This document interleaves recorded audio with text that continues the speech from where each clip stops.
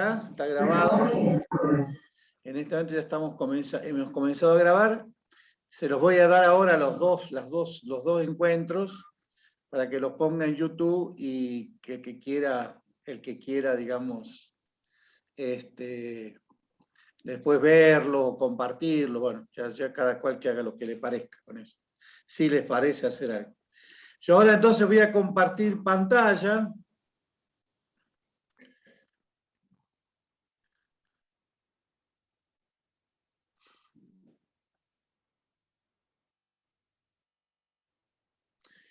Y tomé para hacer este ejercicio, tomé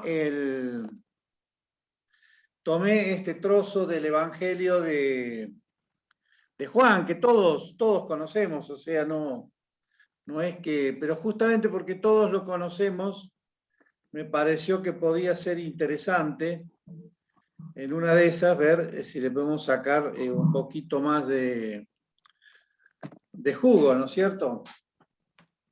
Así que bueno, lo leemos rápidamente. Esperen un segundito. Acá me está diciendo que hay 2 personas en sala. Listo. Dice, bueno, ya lo tenemos. ¿Alguno quiere leerlo? ¿Por qué no lo lees, Walter?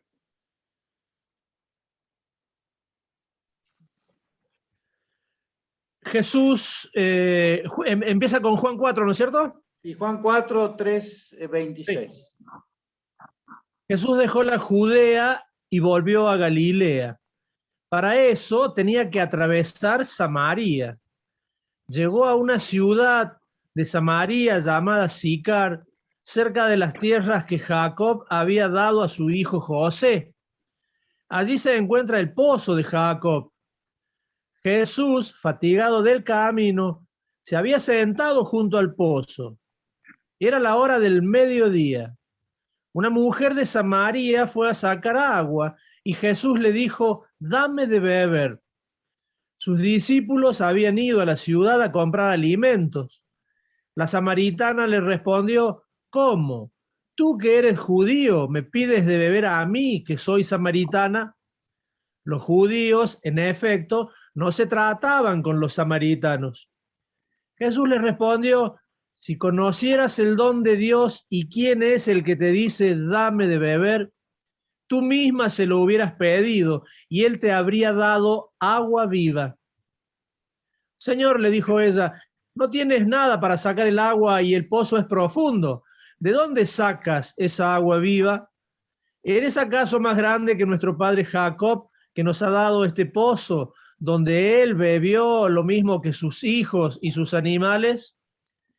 Jesús le respondió, el que beba de esta agua tendrá nuevamente sed, pero el que beba del agua que yo le daré, nunca más volverá a tener sed. El agua que yo le daré se convertirá en él en manantial que brotará hasta la vida eterna.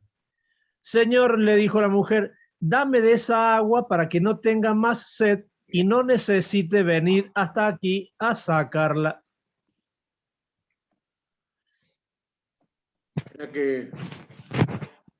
Espera un segundito, que voy a ver si logro. Vamos a tener que hacer como el otro día, o sea, desconectar y volver a...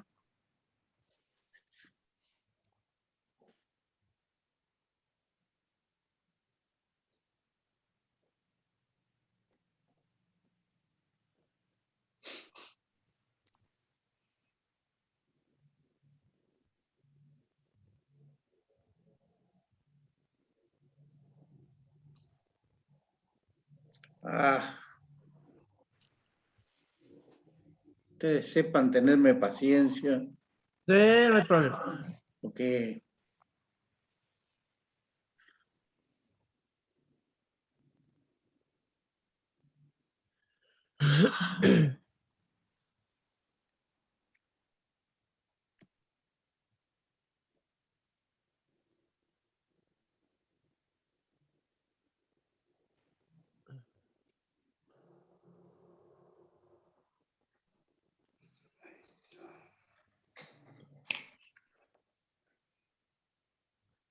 No sé por qué no me permite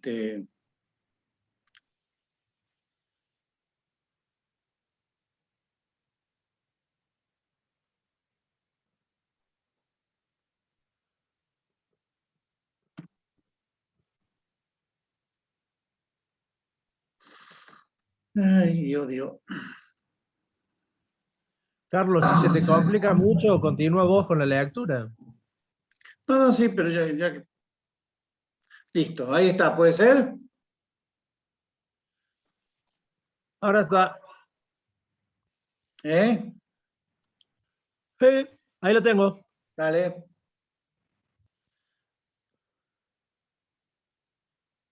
Bueno, retomo.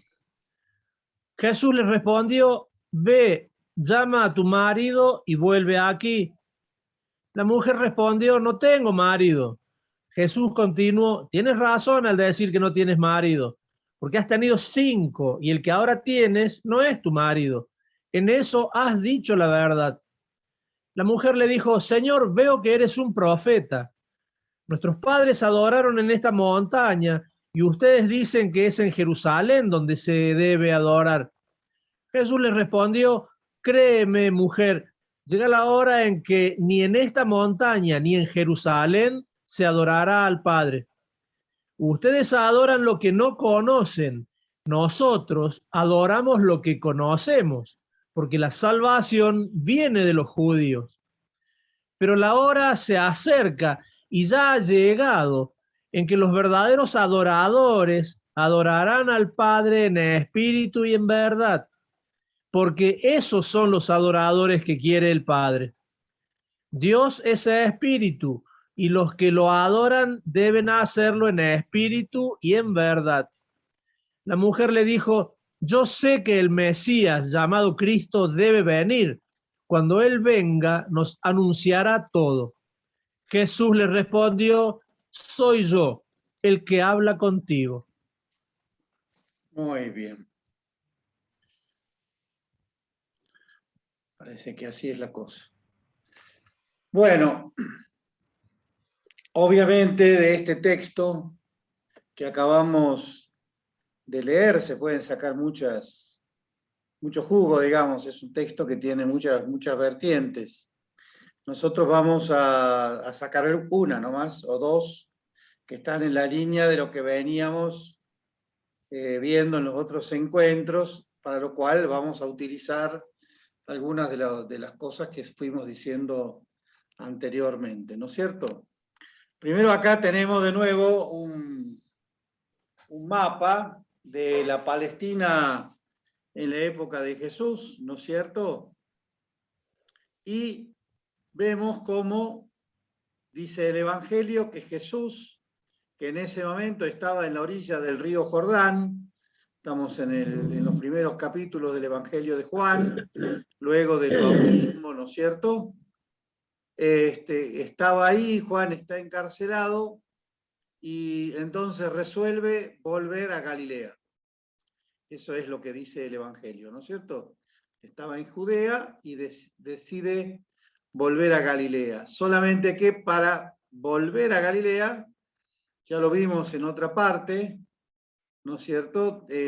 O pasaba por toda esta tierra que no era territorio de Israel, o tenía que atravesar Samaria.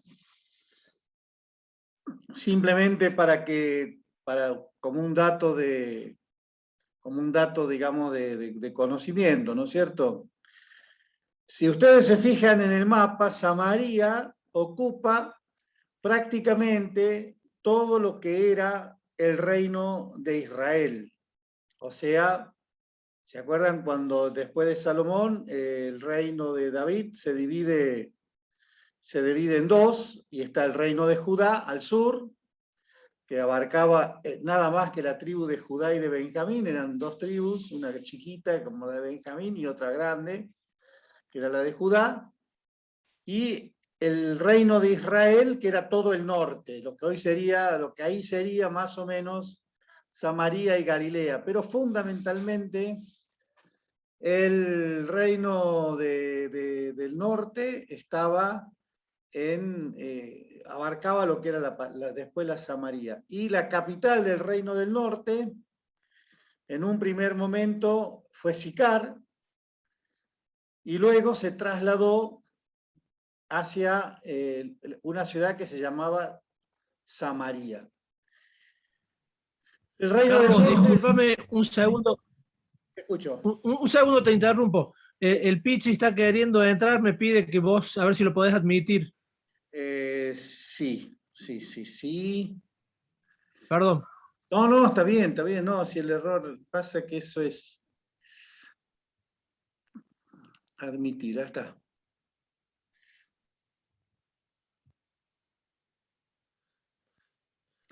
Ya lo admití. Bien, gracias. Cualquier cosa me avisás.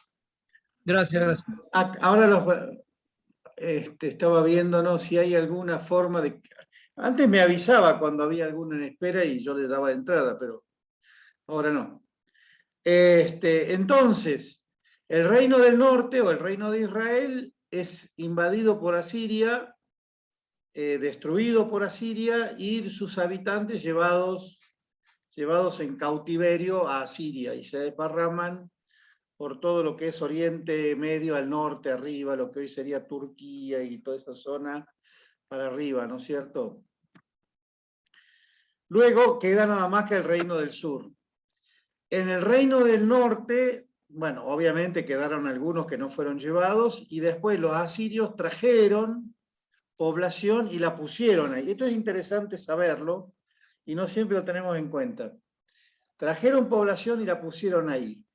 Como en la mentalidad de la época, cada región tenía su dios, estos habitantes de otros lados, anda a saber dónde eran, que son traídos ahí, le dicen al rey de Asiria: che, mirá, hay un tema, nosotros acá estamos, pero el dios de acá o los dioses de acá no sabemos cuáles son para rezarles. Entonces él les manda un sacerdote judío que viene y organiza, digamos, lo que sería el culto de Israel, ¿no es cierto? Lo organiza ahí en Samaria. Para esto habría que recordar que uno de los temas cuando se divide el reino del norte y el reino del sur era que el reino del sur tenía el templo en Jerusalén, la capital, digamos, del reino, y el templo en Jerusalén. Cuando se separan, los del reino del norte construyen un lugar de adoración propia en el monte Gerizim, ¿no es cierto? Y ahí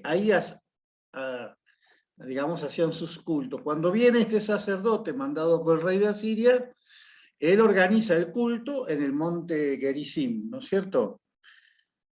Con esta gente, muchos de los cuales eran judíos, otros eran de otros lados y se convierten al judaísmo, etcétera, etcétera. Una cosa media mistonga, ¿no? Luego cae el reino del sur, es llevado por Babilonia, y cuando Ciro permite que los habitantes del reino del sur vuelvan y empiezan a reconstruir el templo de Jerusalén, los habitantes de Samaria se ofrecen para ayudarlos. Y los del sur, los que eran judíos, digamos, porque eran de Judea, rechazan la ayuda porque consideran que ellos no son judíos plenos y adoraban ahí en el monte Gerizim, etcétera, etcétera, y no lo aceptan. Lo cual, ese es uno de los motivos de la profunda desprecio y bronca que hay entre los judíos de Judea y los samaritanos, ¿no es cierto? Que arranca 300, 400 años antes de Cristo, ¿no es cierto? Entre otras cosas.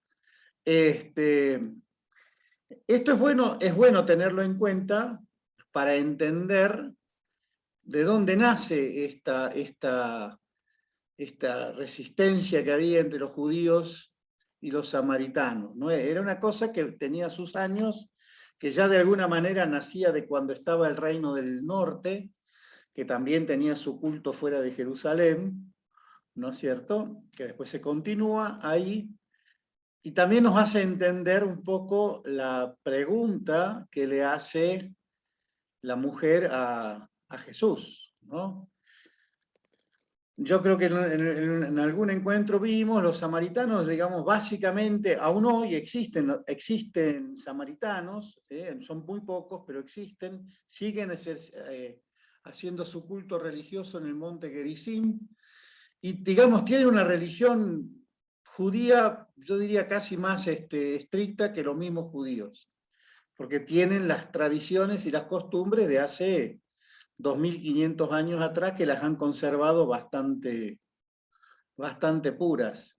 Solo que ellos, como el canon de la Biblia que nosotros conocemos, es aprobado a la vuelta de Jerusalén en la época de Esdras y Nehemías y hasta el 70 después de Cristo, o sea, en todo ese periodo, ¿no es cierto?, se va conformando el canon de la Biblia, lo que sería el Pentateuco, los libros proféticos, los libros históricos, etc. Como ellos están fuera de esa historia, lo único que aceptan, porque era lo único que había antes de la destrucción del templo, más o menos organizado, es el Pentateuco, o sea, los 5 primeros libros de la Biblia. Son los únicos libros que ellos reconocen como inspirados. Todos los otros no los reconocen porque ya se hicieron después de esta división tan seria, ¿no es cierto? Entonces, vemos que Jesús, para ir a Galilea, tiene que pasar de Judá hacia Galilea, tiene que pasar por Samaria. Y pasa por Sicar, que era, antiguamente había sido la capital, ahora es un pueblito nomás, ¿no es cierto? Pasa por Sicar para dirigirse a... Y en este Sicar es donde sucede todo lo que narra el texto evangélico que acabamos de leer. Hay datos ahí en el texto evangélico que si ustedes lo escucharon, es importante tenerlos en cuenta. Porque los samaritanos siempre se consideraron adoradores del Dios de Israel. Ellos se consideran, no judíos, obviamente, pero sí adoradores, auténticos adoradores del Dios de Israel. Entonces, todas esas referencias a los pozos, ¿no es cierto?, que hay, que ese era el pozo que Jacob había dado y que era el territorio que había comprado Jacob y que se lo había dado a José.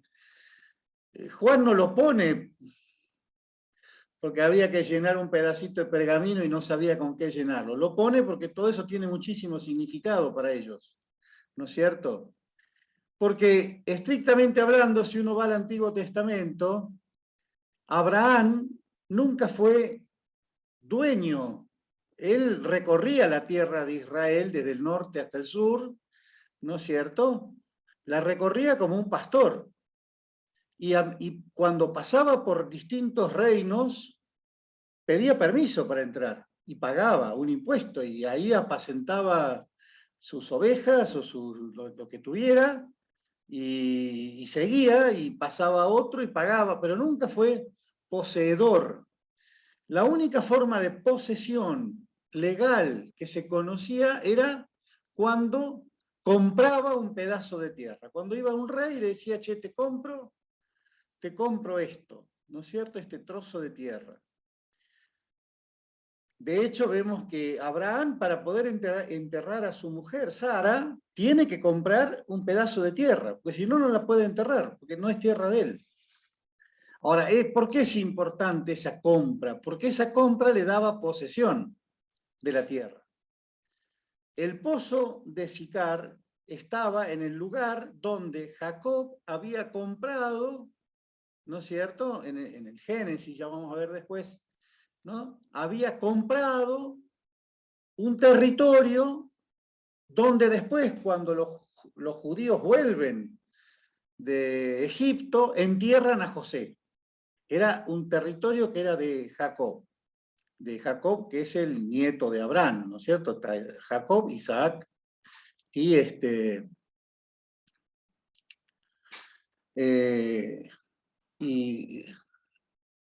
Abraham, Isaac y Jacob, ¿no es cierto? Pero hay otro dato interesante. El único que cultivó la tierra fue Isaac, porque tenía tierra, había comprado tierra para cultivarla.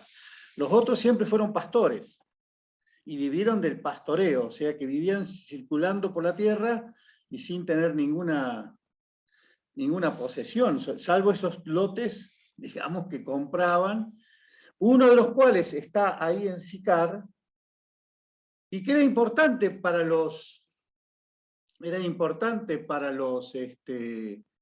judíos o los samaritanos en este caso, hacer esta referencia, porque era lo que les daba el derecho de pertenencia. Ellos eran el pueblo porque estaban en el territorio que había comprado Jacob.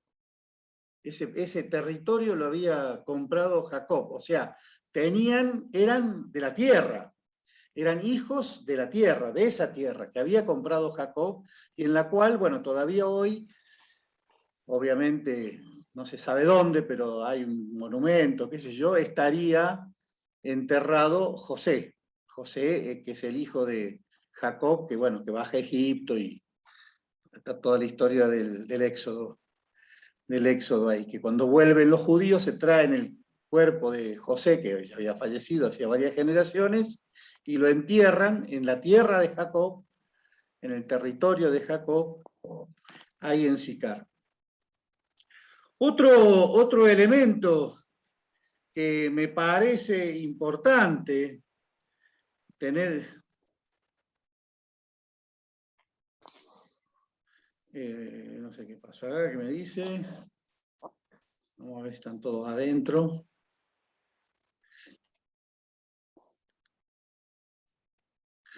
Otro elemento que me parece importante remarcar, bueno, ahí hablamos ahora del tema de Samaria. Hablamos del territorio, del pozo este, o la tierra de Sicar o Siquem, que es la que aparece en Génesis 33, 18, 19, que es donde figura cuando Jacob compra ese pedacito de tierra. Y hay otro punto que es muy importante, que para entender lo que Jesús, lo que Juan, más que lo que Jesús, lo que Juan quiso significar cuando escribió este trozo, este pasaje. Porque una cosa que también siempre tenemos que tener en cuenta, los evangelios no son, bueno, ya lo vimos, un relato cronológico de lo que Jesús hizo históricamente, caminando por la tierra de Israel, y son relatos armados en torno a un esquema que en cada momento dicen lo que... Y Juan es especialmente así. Juan arma sus discursos, sus tesis, digamos, en torno a hechos que inclusive nos podemos saber si son exactamente históricos así o no. Lo que le importa a Juan no es el dato histórico, sino lo que él quiere demostrar a través del discurso.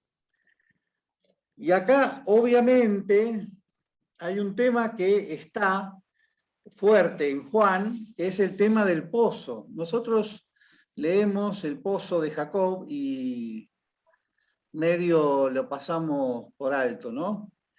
Para el pensamiento judío, especialmente el pensamiento de la época de Jesús, que comienza a formarse en la época de Jesús, el gran cavador de pozos fue Isaac, ¿no es cierto? ¿Y qué significado tenía para ellos el cavar pozos? El cavar pozos no era solamente buscar agua para los animales, o sea, era obviamente el significado primario, ¿no es cierto? Pero luego de ahí descubrieron una cosa. Para el pueblo de Israel, especialmente después del exilio, cuando vuelven al pueblo de Israel, cuando vuelven a la tierra y valoran la tierra, porque ellos no valoraban tanto la tierra, porque la tenían, pero cuando la pierden y se la vuelven a dar y vuelven a la tierra, descubren que la tierra es importante. Digamos, De hecho, aún hoy en día, los judíos cuando van a Israel usan una palabra que es aliyá. Aliyá significa subir. Ellos suben a Israel y cuando salen de Israel, bajan de Israel. Más allá de que Israel esté más arriba o más abajo geográficamente, eso no importa.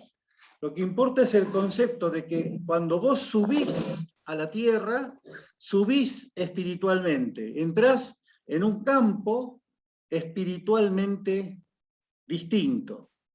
Porque ahí hay es como el lugar de Dios. Estás como más cerca. Obviamente, cuando subís a la tierra y encima subís a la montaña sagrada, ¿no es cierto?, donde está el templo, llegaste a conectarte con la divinidad, ¿no es cierto?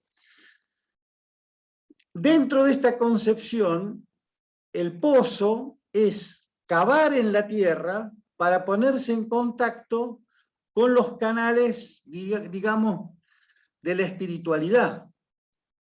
No solamente cavaban el pozo, digamos, en la concepción posterior, en la época de Jesús, no estaba la idea del pozo como para buscar agua, sino que el pozo era una manera de entrar en contacto con la naturaleza más profunda donde estaba la espiritualidad de Dios.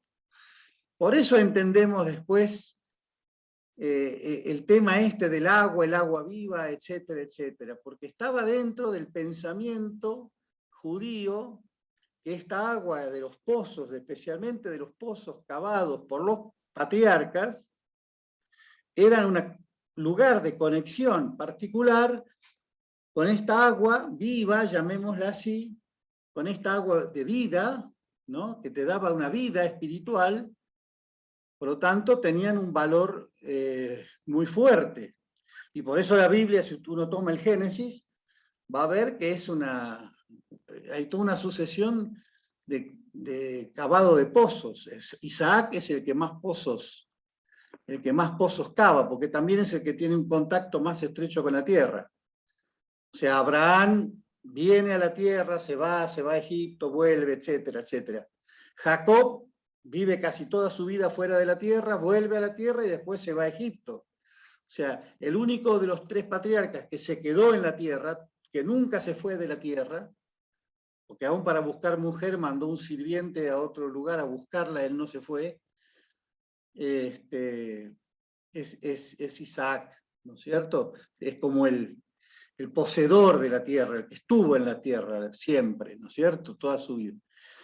Entonces, el tema del pozo es uno de los temas, el tema del agua, mejor dicho, más que el del pozo, pero el agua está conectada con el pozo, no es casual, no es casual que Juan conecte el pozo de Jacob, ¿no es cierto?, la dificultad que había para sacar agua del pozo, que está profundo, y que Jesús no tenía los medios, el hecho de que Jesús era judío y venía a buscar el agua a un pozo que era samaritano, pero que era de los padres, o sea, era de alguna manera como reconocer la relación existente entre los samaritanos y la fe y el pueblo de Israel, por lo menos en cuanto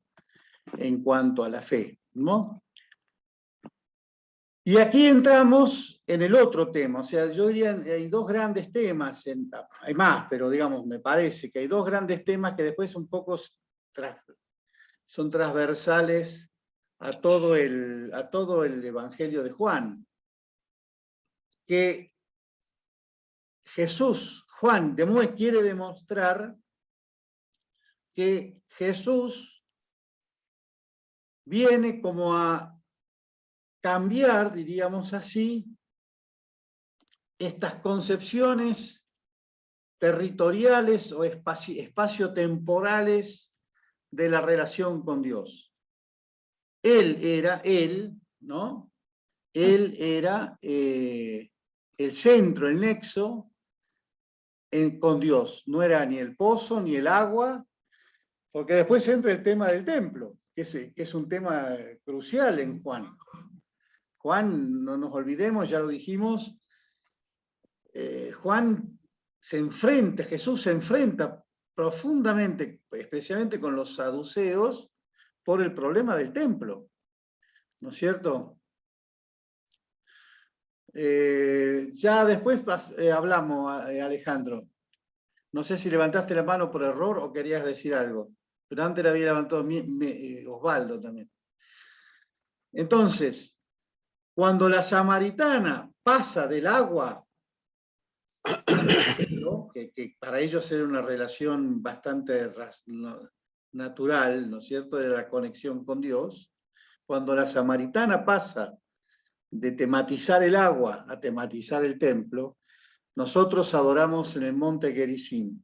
Ustedes adoran en el monte, en Jerusalén. ¿A dónde hay que adorar a Dios? ¿No es cierto? Esa es la pregunta clave de la samaritana. ¿A dónde me encuentro con Dios? Si ya el agua viva no está en el pozo. El agua viva no está en el pozo. El agua viva me la das vos. Ahora resulta que, ¿a dónde hay que adorar a Dios? ¿Acá o allá? No, Sicar o Siquem queda enfrente del monte Gerizim. O sea, Sicar queda ahí nomás del monte Gerizim. Se ve el monte Gerizim, que es un monte chiquito, no es el Everest, ¿no es cierto? Es una lomada grande. Entonces, ¿a dónde hay que adorar? Y ahí es Jesús que continúa con el argumento que había desarrollado en Juan 2, ¿no es cierto? Cuando le dice en ese caso especialmente a los fariseos y a los funcionarios del templo, le dice, destruyan ustedes este templo y yo lo voy a reedificar en 3 días, ¿no es cierto? Y ahí si lo tomamos en paralelo, ¿no? Entendemos que a la mujer le dice lo mismo. A partir de ahora, ni en el templo de Jerusalén, ni en el monte Gerizim se va a adorar a Dios. A Dios lo van a adorar, digamos, en mí, porque Dios busca adoradores en espíritu y en verdad, no busca más la cosa, ¿no es cierto? Adoradores en espíritu, o sea, que no están atados ni a signos como el pozo, ni a signos como el templo, sino que están directamente unidos a mi persona y yo les doy el agua de agua viva y les doy la conexión directa con Dios sin intermediaciones de pozos o templos, ¿no es cierto? Esto sería un análisis, ¿no es cierto?, bastante somero. Obviamente se podría decir muchísimo, muchísimo más para profundizarlo. Y sin entrar en otras consideraciones, porque podemos entrar en la consideración de la mujer, podemos entrar en la consideración de los maridos, podemos entrar en la consideración de muchas que a lo largo de la historia se han ido como puntualizando acerca de este texto de Juan, ¿no es cierto? Y que son ricas, son válidas, ¿no? Pero me parecía interesante este análisis, porque este análisis nos permite descubrir la conveniencia de tener una serie de elementos para hacer este trabajo, ¿no es cierto? Para hacer este trabajo, porque obviamente tiene muchísimo material para trabajar, sin descontar que los otros elementos también lo tienen. Bueno, con esto terminamos lo que sería el compartir pantalla, y ahora sí me gustaría, ya sea de esto que acabamos de desarrollar o de todo lo que hemos ido desarrollando en estos 4 encuentros, si hubiera comentarios, preguntas, dudas, etc. Ahí me parece que Alejandro había levantado la mano. No sé si la había levantado por error Y Osvaldo también había levantado la mano. No sé si la había levantado, viste, porque sin querer tocó. No, no por error, no. No por error, Levanté la mano porque, como en la escuela. para que veamos que existís. Sí. Y después Sí. está para bajar la mano también. No, me quedé pensando, ¿no? En esto de la disputa que vendría a ser como política religiosa, ¿no? Entre samaritanos y judíos, por lo que ellos le evitaban al contacto, o sea, ellos iban por el río Jordán, no pasaban por Samaria. Pero Jesús lo hace a propósito, y bueno, después bien lo dijiste, lo que yo iba a decir, bien lo dijiste vos, ¿no? Porque él era como el nuevo, ¿no? El conciliador de eso. Hasta la mujer se da cuenta, porque dice, ¿cómo este judío me viene a pedir a mí?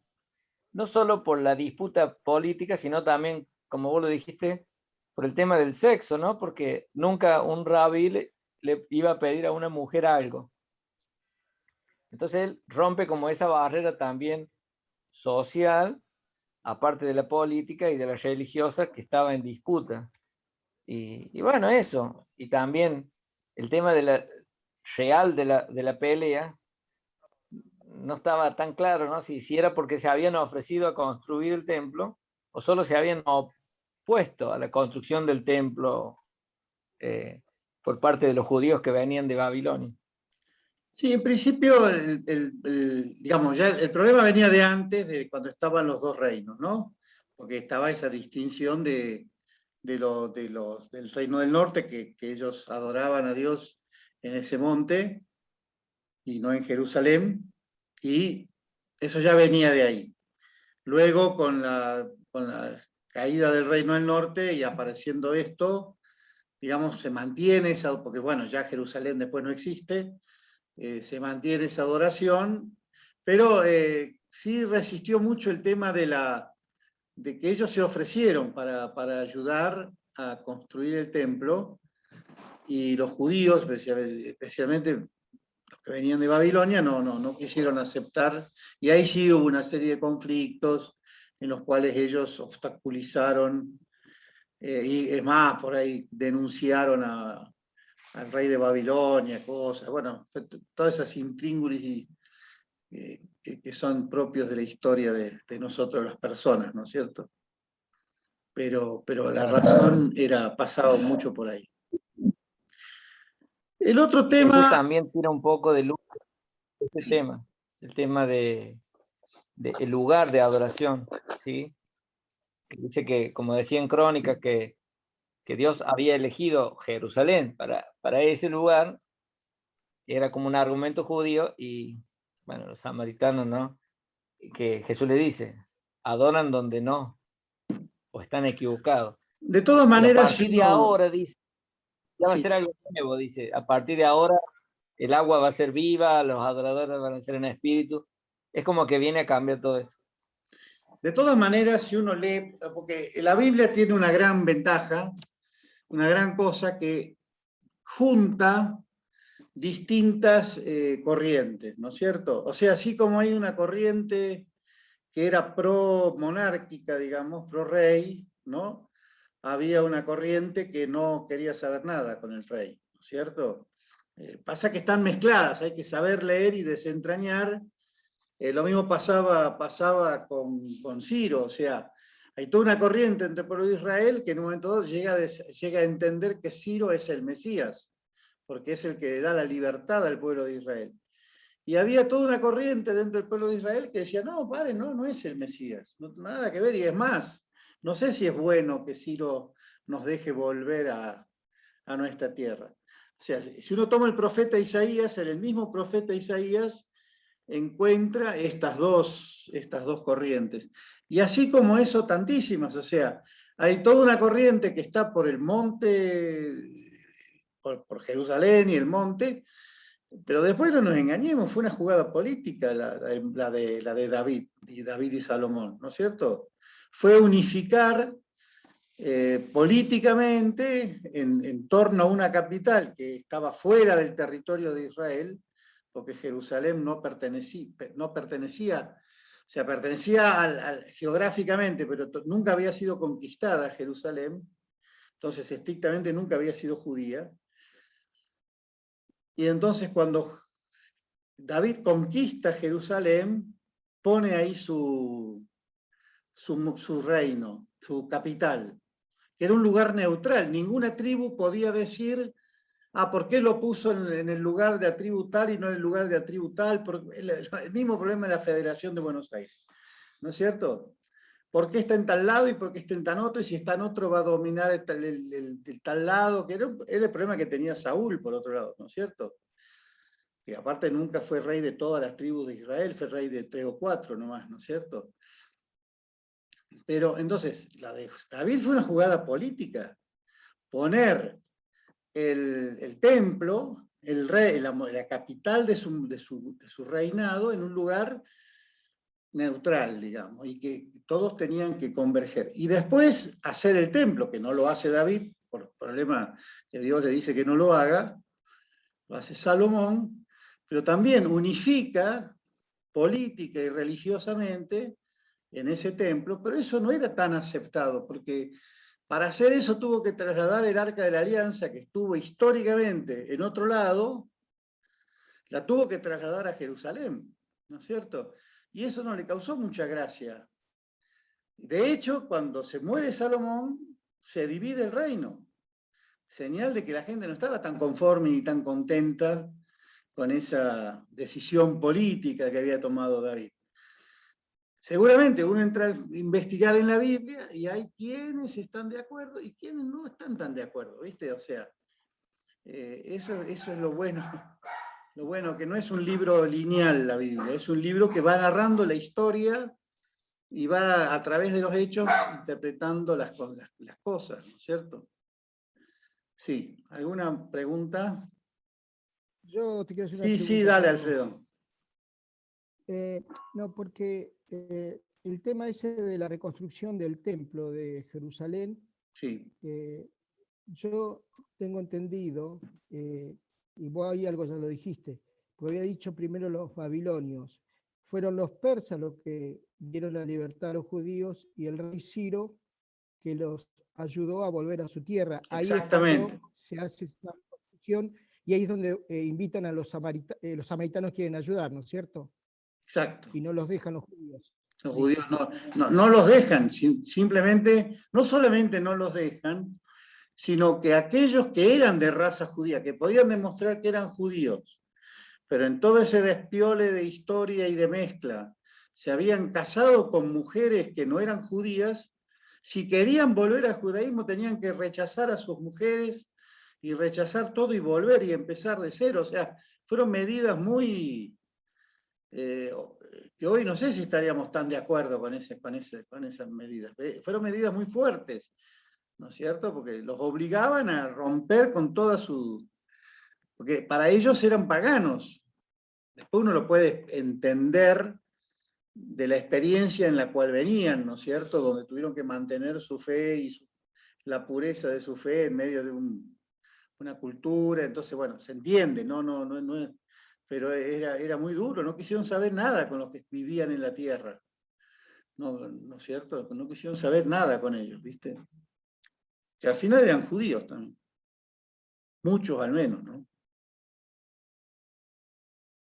Aparte, en la historia de Israel siempre existió esa tensión del, digamos, etnocentrismo, de decir, judíos somos nosotros y nosotros somos los elegidos, y la apertura a abrir la fe de Israel a los otros. Esa fue una tensión que especialmente de la vuelta de Jerusalén, de Babilonia para acá, se marcó mucho y que después marcó muchas de las corrientes espirituales que había en Israel. Había grupos muy abiertos a recibir prosélitos y había grupos que no querían saber nada si vos no demostrabas que tu madre era judía o tu padre era judío. Y eso también influyó, ¿no?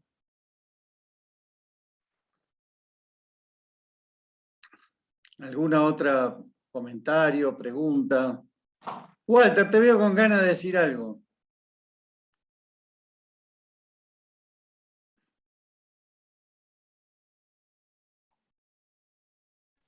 No, realmente yo te agradezco por todo lo que vos nos compartiste, por todo tu esfuerzo, tu tiempo dedicado a preparar todo esto para compartirlo con nosotros. A mí realmente me interesa, me supera, porque siempre yo se los compartí la otra vez, a mí siempre el estudio me costó muchísimo, pero es interesante. Inclusive todo lo que vos estabas compartiendo recién en cuanto a las tierras y todo lo demás, lo pudimos experimentar como catequesis de adultos el año pasado, con una señora acá que me acompañó, una señora que es ciega, y pudimos hacer catequesis de adulto, y tomamos, ¿se acuerdan la encuadernación que nos dejó el padre Marco Sánchez, de Rivas, creo que es, de Heriberto Sí, Rivas? es el Todo material Evangelio. de ahí, claro, desde todas escrituras, porque hicimos una catequesis de adultos tomado desde ahí, ¿no? Eh, la centramos en lo que fue Sagradas Escrituras, o sea, agarramos desde el Génesis y le pegamos para adelante durante todo el año, ¿viste? Una experiencia muy linda, y recordaba, como hemos estado viendo con esta gente, muy superficialmente, algunas de las cosas que vos compartiste recién, que son datos muy ricos, ¿no? Son datos muy lindos, y vuelvo a esto del primer encuentro que compartimos vos, estos últimos 4, cuando nos presentaste la idea de acercarnos más a la visión del Jesús histórico, ¿no?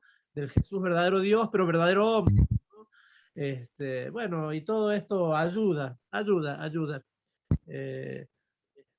Se hace muy necesario poder tener conocimientos, poder tener datos, ayudar aunque más no sea superficialmente, a que aquellos que puedan escucharnos o con quienes podamos compartir los contextos, ¿no? Siempre los contextos geográficos, sociales, políticos.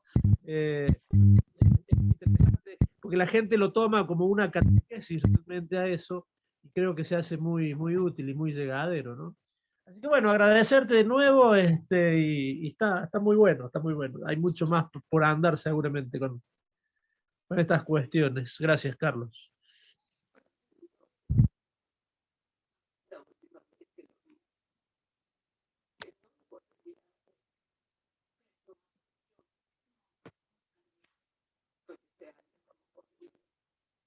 Carlos.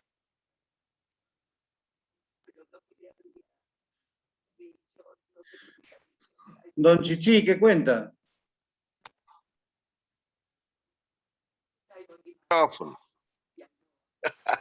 Ahí estamos. Sí, es muy linda la charla que diste, está preciosa. Ahora la pregunta que me hago yo es la última parte de tu charla, de decir que si no podías demostrar que eras judío no te aceptaba.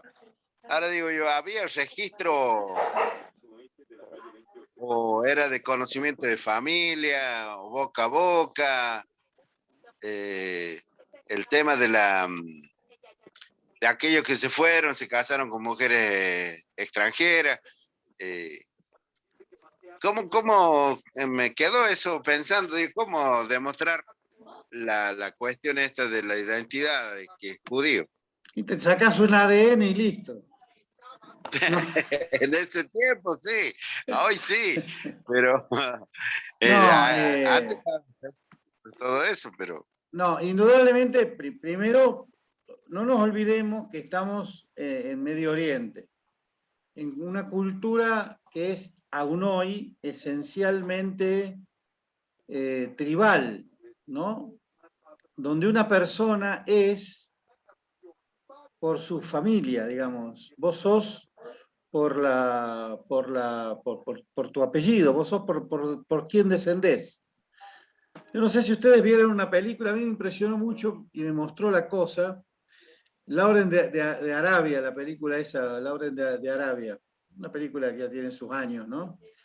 Que en un momento él va con el árabe, con el amigo de él, que era un jeque árabe, y bueno, mejor dicho, viene un jeque árabe y él está con un sirviente, ¿no? Y el jeque árabe en un momento dado, así porque sí, saca la pistola y le pega un tiro al sirviente. Y Lawrence, claro, le dice, ¿por qué haces eso? Es un perro, dice. Es un perro. O sea, si vos no perteneces a una determinada tribu, sos un perro, no existís. Por eso, el castigo más grande que vos le podés dar a una persona es excomulgarlo. O sea, sacarlo de la comunión porque era condenarlo a muerte. A partir de ahí no era más, no tenía ningún derecho, ni ninguna entidad, no tenía apellido, no tenía nombre, era una cosa y cualquiera que lo encontrara lo podía esclavizar, lo podía matar, lo podía hacer. Esa es la cultura que aún hoy existe en Medio Oriente, o sea, es muy fuerte el lazo familiar, ¿no? Por eso son fuertes las genealogías. La genealogía que hace Lucas y la genealogía que hace Mateo no están ahí para demostrarla, están ahí porque son la carta de presentación de Jesús. Jesús es Jesús porque desciende de estas personas, si no, no existe. ¿No es cierto? En ese sentido, cada uno tenía su árbol genealógico perfectamente claro y perfectamente demostrado, porque era su documento de identidad. ¿Vos cómo demostrabas? Porque hablabas de tu familia, decías, porque yo soy hijo de fulano, nieto de Mengano, mi abuelo se casó con Perengán, mi abuela y pum, y yo soy nieto y tum, tum. Y podías llegar hasta 200, 300, 400 años atrás, justificando que era judío, ¿no es cierto? Y que siempre había habido un nexo judío en tu familia, por un lado.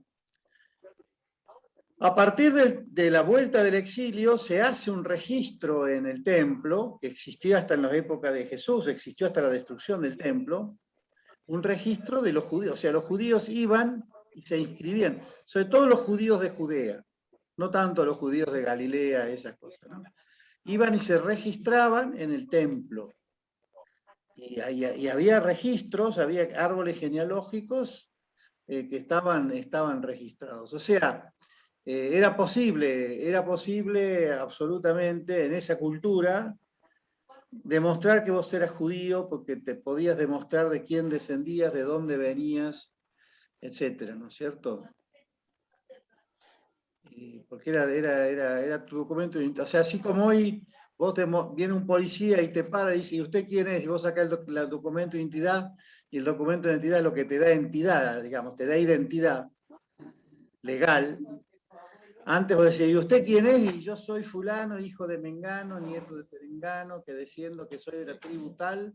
Todo el mundo sabía, bueno, después del exilio era más difícil de qué tribu pertenecía. Después del exilio casi todos eran, porque las 12 tribus, las 10 tribus que desaparecieron, esas no se sabe más qué pasaron y no hay ¿no es cierto? Ahí sí hay problemas. De hecho, estos judíos que no son del entorno, hoy día tenés que hacer tú un estudio para demostrar que son judíos. O sea, los judíos de África, estos que estaban en... No sé por qué se me rompe... Etiopía. Etiopía, exactamente. Son judíos negros, ¿no? Ellos, para que el Estado de Israel los reconociera como judíos, porque se tuvo un estudio genético y que demostraba que tenían genes judíos, ¿no es cierto? Ellos eran judíos y hacían genes, te imaginas, están allá desde antes de Cristo, o sea, desde la época de Salomón, o sea, aquí, hace 3000 años, ¿no? Y hay estudios genéticos que dicen que son judíos. Y recién ahí los reconocieron, así como pasa con otros judíos que están en lugares y que hay judíos en China, por ejemplo, que tienen rasgos chinos y aparecieron, ¿no es cierto? Y son judíos. Pero bueno, hoy en día se hace genéticamente. Pero si no, Tengo no una te pregunta, Carlos. actualmente los judíos que no quieren a los de Hamas, creo que Samaritanos. son, o samaritanos, o sea, hoy día, digamos, los judíos que han hecho un muro y todo lo demás está relacionado a esto que estamos hablando. No, no, no. El problema No, hoy nada. con los judíos es con los palestinos, no con los samaritanos. Los palestinos, Con los palestinos. claro, era la población árabe, palestina, digamos, palestina porque vivían desde hacía 2000 años en esa tierra, y cuando se crea el Estado de Israel, bueno, los corren, digamos así, y ahí Claro. nace el problema con los palestinos. Los palestinos Palestinos, son árabes, y son árabes, algunos son judíos, otros son cristianos y otros son musulmanes. No todos son musulmanes, hay muchos que son cristianos, ¿no es cierto? Pero no son judíos, digamos, no son judíos de raza, entonces No son el judíos. Estado de Israel, que no es lo mismo que el pueblo judío, eso hay que distinguirlo bien, una cosa es el Estado de Israel y otra cosa es el pueblo judío, no los reconoce como ciudadanos plenos, porque para ellos el Estado de Israel es un Estado para judíos. Los que no son judíos no son ciudadanos plenos.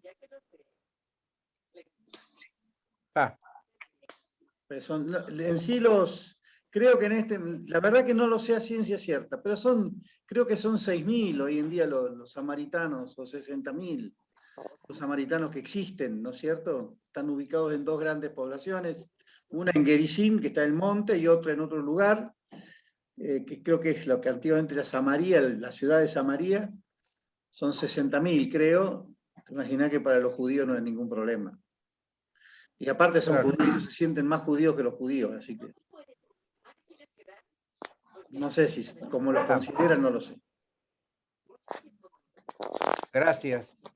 Muchas gracias por todo lo que hemos aprendido hoy día. Así que bueno, el problema se va a presentar cuando tengamos que hacer la homilía, ¿viste? Explicar todo esto va a ser complicado, pero bueno. No. O sea, no, el tema no es explicarlo, el tema es tenerlo en cuenta No. a la hora Seguro. de uno. Son cosas que te ayudan, ¿no? A mí por lo menos me ayuda. A estar ubicado. Sí, y a tratar de entender algunas cosas, ¿no es cierto? Así es. Ayuda a estar en contexto de lo que nosotros creemos. Si nosotros creemos en Jesús, tenemos que saber sobre la vida de Jesús, sobre su familia, sobre todo los que lo han, Sí, lo lo que han pasa es que ayudado. hay muchos contextos, pero bueno. Sí, bueno, Algunos pero hay vos que, tenés que no, por eso. Algunos hay que saber, centrarte quizás en no Cristo, todos, pero algunos sí. pero tenés que conocer también la otra parte. Sí. Porque los judíos supuestamente no lo trataron bien a Jesús. Y bueno, pero no es que nosotros le vamos a pelear a los judíos. En aquellos No sé, tiempos vamos. fue que la idiosincrasia, Lo único que yo te diría ahí, Chichi, es lo siguiente. No es cierto que los judíos no trataron bien a Jesús. No es cierto. Un grupo. El 80%, digamos, la mayoría de los judíos ni lo trataron ni lo destrataron, nunca lo conocieron.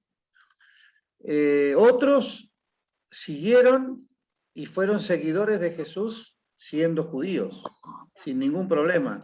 Durante 2 siglos casi,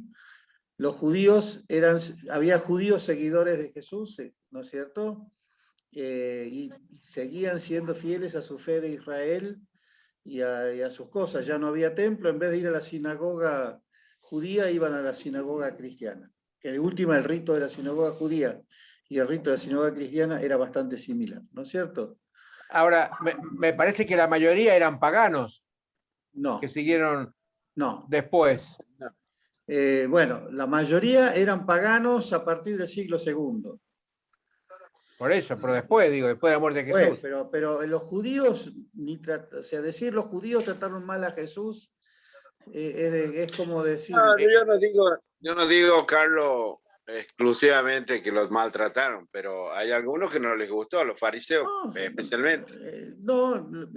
Bueno, eso, Los fariseos fueron los que menos problemas tuvieron con Jesús, hoy en día se sabe. Los que más problemas tuvieron con Jesús fueron los saduceos, que eran muy poquitos, ¿viste? O sea, los saduceos es como decir ahora los que tienen más de no sé cuántos millones de pesos en la Argentina, son 100 familias, ¿no es cierto? Ahora eso no es la Argentina, no son los argentinos. Decir que esos son los argentinos es una exageración. Fueron un grupo que eran los saduceos, los sacerdotes, los herodianos, algunos fariseos también, ¿no es cierto? Pero en general, no. Y bueno, pero los que tenían influencia política como para mover al Imperio Romano para que lo mate, ¿cierto? Porque el que lo mató fue el Imperio Romano. Ahora, toda la gente que iba, los 5.000 que fueron con Jesús, digamos, al milagro del pan, el pueblo, muchos de esos, la mayoría eran judíos. Todos eran judíos. Todos eran judíos, por eso. O sea, Jesús no habló en principio, así multitudinariamente que sepamos, no habló a nadie que no sea judío. Multitudinariamente. Individual y particularmente sí, ¿no? Pero multitudinariamente nunca hizo un sermón a 2.000 personas fuera del territorio de Israel, a personas que no fueran judíos, nunca. Que no eran fuera judíos. Jesús se dirigió a los judíos y en líneas generales los judíos, tanto los galileos, porque después cuando decimos judíos hay que distinguir una cosa, los judíos son los habitantes de Judea. Y cuando Juan habla de judíos, ni siquiera son los habitantes de Judea, son este grupo de élite que estaba alrededor del templo. Esos son los judíos, para Juan, ¿no es cierto? En la mayoría de las veces. Pasa que nosotros hoy universalizamos todo y decimos los judíos. No, no son los judíos. Era un grupo muy específico al cual Jesús le molestaba. A la mayoría, te digo, nunca escucharon hablar de Jesús porque Jesús no tenía WhatsApp, no tenía Facebook, o sea, que llegaba a los que llegaba, que por más que podían ser muchos. Después cuando hablamos de 5.000 personas, tengamos cuidado porque el 5 es un número místico, igual que el 7, igual que el 3. Son números que en Israel tienen sentido. Claro. ¿No es cierto? 5.000 es un símbolo, es un signo, ¿no es cierto? No es que haya sido exacto. No significa que sea real la cantidad. No es eso lo que busca el Evangelio, no es lo que busca el Evangelio. No es lo que busca el evangelista. Habría que investigar realmente de dónde vienen los 5.000. Y habría que pensar, habría que entrar a buscar dentro de la numerología judía qué valor tiene el 5, qué valor tiene el 7, qué valor tiene el 3, qué valor tiene el 10, qué valor tiene el 12, ¿no es cierto? Porque son valores, son símbolos, significan algo, ¿no es cierto? Entonces no podemos tomarlo literalmente. Literalmente como la palabra lo dice. No, o sea, por ahí eran 5.000, pero lo más lógico es que no fueran 5.000, ¿no es cierto? Lo más lógico que fueran los que fueran, no sé. Sí, Cristian. Carlos, ¿cómo andan? Con respecto al otro día, cuando decías de que después de los 30 años de la Pascua de Jesús, no había nada escrito, todo era una enseñanza oral, ¿no es cierto? No es que había quedado algo escrito. Dice que no escribieron porque era inminente la venida de Jesús nuevamente. Digo, ¿cómo lo esperaban ellos que vuelva? No, eso no estaba claro, no estaba claro. No estaba para nada claro. De hecho, San Pablo lo dice a aquellos que decían que va a venir, dice, no sabemos cómo va a ser, cómo va a pasar eso. Sabemos que Jesús va a volver. ¿Cómo va a ser esa vuelta? Lo que sí ellos, sobre todo en los primeros tiempos, yo diría casi hasta el finales del año 100, del primer siglo, había una esperanza de que Jesús iba a volver inmediatamente, ¿no es cierto? Había una esperanza de que Jesús iba a volver inmediatamente. Eso no sé si es tanto un motivo fundamental por el cual no se escribió nada. Yo creo que no se escribió nada porque la oralidad en ese momento era lo normal, ¿no es cierto? Vos pensás que hacer un libro implicaba escribirlo a mano, y cuando escribía a mano escribía uno. Si querías escribir 10, tenías que escribir 10 veces el mismo libro a mano, o sea, era todo un despiole escribir. Entonces, la oralidad, todo circulaba oralmente, inclusive había técnicas de mnemotécnica, digamos, de memoria, o sea, que Jesús seguramente usaba. Hoy en día se piensa que muchas fórmulas, muchos discursos de Jesús que están dichos de una manera, con palabras, se usaban palabras como palabras que te recordaban y que te volvían, o sea, que ayudaban. Después que el discurso, vos pensás, si había 5.000, supongamos que había 5.000 personas, ¿cómo hacía para hablar a 5.000 personas sin un micrófono? La única manera era que vos hablabas y los de la primera fila se lo pasaban a la segunda, de la segunda a la tercera. Lo que podías decir, frasecitas nomás. Ámense, ámense, ámense, ámense, ámense, ámense. ¿No es cierto? Mucho más que eso no podías decir, porque no te escuchaban, ¿no es cierto? Entonces... No había megáfono. Claro, no había megáfono, no había nada. También que Jesús usaba el mar, que servía a veces de resonancia, o las piedras, las montañas, ¿no es cierto? Pero así todo podía llegar a un grupo bastante limitado de personas. Entonces había que usar, y las cosas se pasaban de uno a otro, ¿viste? La oralidad era muy importante, ¿no es cierto? La memoria, la gente aprendía enseguida cosas de memoria, porque si no se perdían. Perdía todo. No, claro, ¿no es Bueno. cierto? Pero Gracias, Carlos. no sé si el hecho de que no estuviera escrito fuera el hecho de que Jesús volvía. Creo que no se escribió los primeros años, porque era tan fuerte que se decía. Algunas cosas se fueron poniendo por escrito, poquitas, después más, y después más, y después, bueno, eso se fue multiplicando, pero hay cosas que hoy en día los que estudian el tema no entienden, claro, porque ¿cómo haces para que un evangelio que se escribió en Alejandría lo conozcan en Antioquía? ¿No es cierto? Eran miles de kilómetros, ¿y cómo llevaba? Había uno, dos. Todavía en la historia de la iglesia, había, en los primeros siglos, segundo, tercer, cuarto siglo, había iglesias que se consideraban riquísimas cuando tenían 3 hojas el Evangelio, 3 hojas. ¿No es cierto? Era un tesoro para ellos, esas 3 hojas. Un Evangelio completo era... Puede ser que hubiera en una iglesia enorme, pero 3 hojas, ¿no es cierto? Los monjes en el desierto iban una vez a la semana a misa, escuchaban un textito, y ese textito se lo aprendían de memoria y era lo que después meditaban toda la semana, porque no tenían un evangelio en su casa, en su celda, no existía eso. No había libros, no tenía la biblioteca, a ver, hay que leer hoy, ¿no es cierto? Entonces tenía que aprender de memoria esas 10 frases, y con esas 10 frases masticar toda la semana, ¿viste? Escucho. Ahora, también había mucha multiplicación, me parece, ¿no? O sea, sí, pero así todo, yo te diría, hacerme... Sí, sabían las tablas del 2. Agarrá el Evangelio y ponete a copiarlo.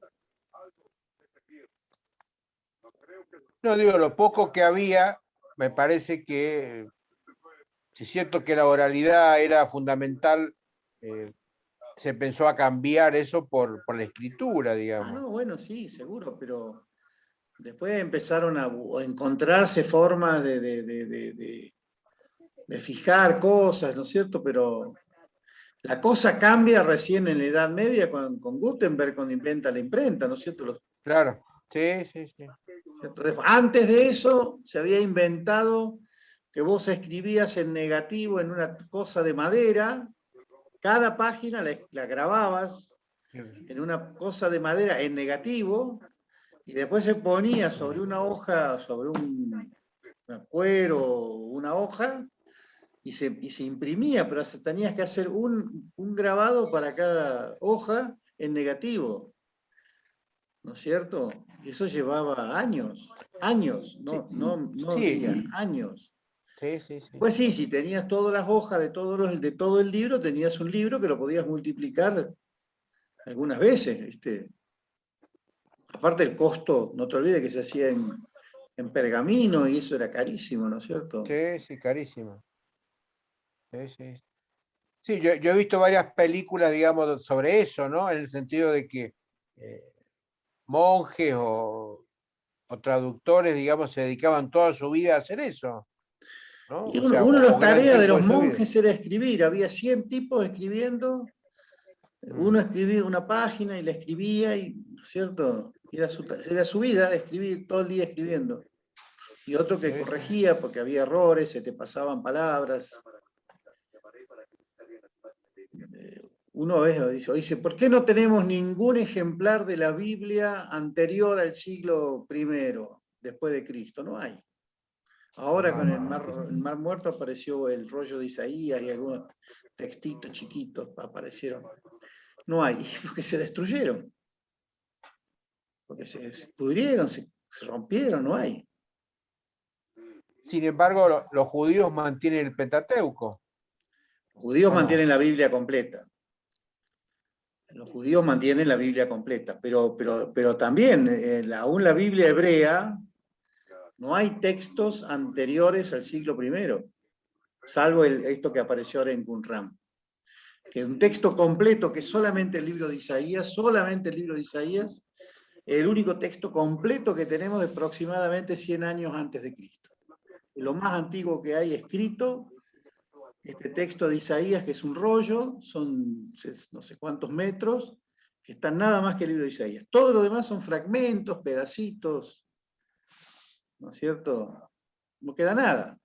Lo que pasa es que permanentemente se van copiando y se iban copiando y los viejos se iban rompiendo y se iban haciendo nuevos y ahí estaba la transmisión, ¿no es cierto? Claro. Ah. Muy bien. Bueno, chicos, Carlos. dejamos Muchas acá. gracias. Entonces yo mañana Gracias. les